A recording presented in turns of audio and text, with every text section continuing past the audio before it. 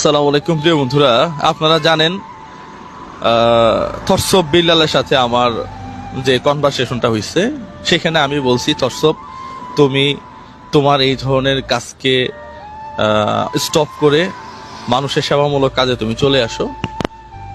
মানুষকে প্রতারণা ফাঁদে তুমি ফালাইও না। যাই হোক, এই ধরনের কথা বলাতে ও আসলেই আমার কথাটা নিতে পারে নাই।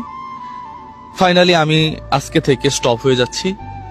আমার আমার খুব কাছের একজন মানুষ, আমার আমার বড় ভাই, যাকে আমি অন্তর থেকে ভালোবাসি, সে ডিবি রবিউল ভাই, সে বলছে জুয়েল ভাই আমার মনে হয় যে এটা স্টপ করে দেওয়া ভালো।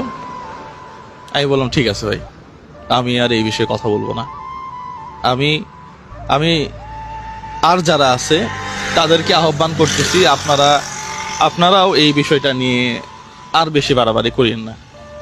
সোশ্যাল মিডিয়া একটা সামাজিক প্ল্যাটফর্ম, এখান থেকে মানুষ ভালো কিছু শিখবে, এখান থেকে মানুষ ভালো মেসেজ নিবে, সমাজে মানুষের উপকার হবে, শিশুদের জ্ঞান বৃদ্ধি হবে। এই কাজ আমরা সবাই করে যাব।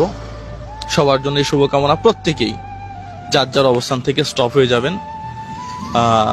বিল্লাল আসলে ও যেটা করতেছে ওটা করুক, হ্যাঁ, ওইটা নিয়ে পজিটিভ নেগেটিভ ভালো মন্দ আমার মনে হয় যে